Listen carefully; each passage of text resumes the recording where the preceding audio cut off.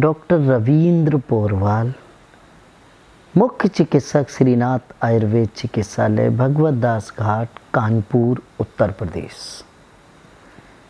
मैं आज आपको धारणा के बारे में कुछ कहना चाहता हूँ।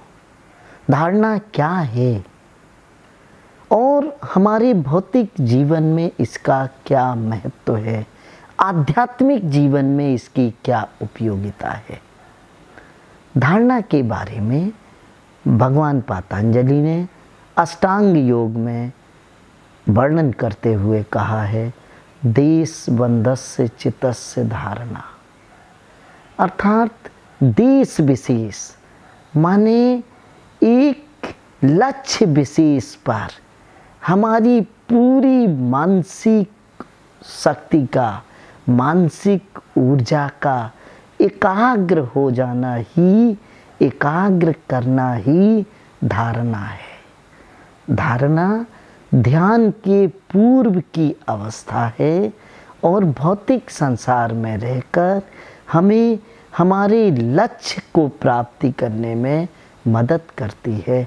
विशेषकर उन लोगों को जिनका मन एकाग्र नहीं होता, जैसे विद्यार्थी जीवन में है, स्टूडेंट लाइफ है, फिजिक्स पढ़ रहे हैं, फिजिक्स 5 से 10 मिनट आधी घंटे पढ़ने के बाद उसको बंद कर दिया, केमिस्ट्री पढ़ने लग गए, केमिस्ट्री में मन नहीं लगा, चाय पीने लग गए, टीवी देखने लग गए। माने मन का भटकाव बहुत है, एकाग्रता की कमी है। धारणा हमें हमारे लक्ष्य के प्रति पूरी तरह एकाग्र रखने का मार्ग बताती है।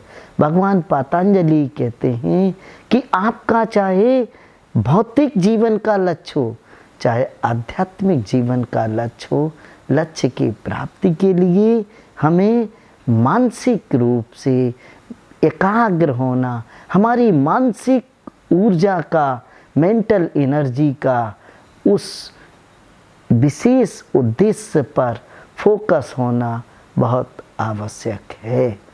भगवान कृष्ण ने गीता में धारणा के बारे में बहुत सुंदर बात कही है। उन्होंने कहा है, भगवान कृष्ण कहते हैं कि यस्तु तिष्ठति कौन्तेय धारणासु यथा विधि मरणम जन्मम दुखम च सुखम चसु विमुच्यति। अर्थात धारणा का अभ्यास करके हम जीवन, मरण, सुख, दुख इन सब झंझटों से मुक्ति पा सकते हैं। इसलिए मेरी आप सबसे विनती है, आप सबसे निवेदन है कि सबसे पहले धारणा का अभ्यास शुरू करें। धारणा का अभ्यास शुरू करने के लिए कहीं बाहर जाने की ज़रूरत नहीं है। किसी आश्रम में जाके ध्यान के प्रशिक्षण की भी आवश्यकता प्रारंभिक तौर पर नहीं है। आप सबसे पहले पात्रता विकसित करिए। आप छोटे छोटे कामों में अपने को एकाग्र करिए। जैसे घर से बाहर निकल रहे हैं तो आपका पर्स आपकी पॉकेट में है या नहीं है, आपकी कार की चाबी आपके हाथ में है, आप जिस महत्वपूर्ण काम के लिए जा रहे हैं वो फाइल आपके हाथ में है।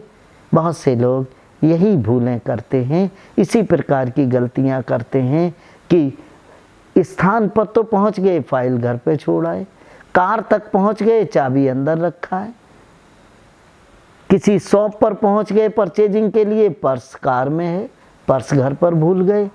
यही एकाग्रता की कमी आपको भौतिक जीवन में दूसरों से पीछे करती है।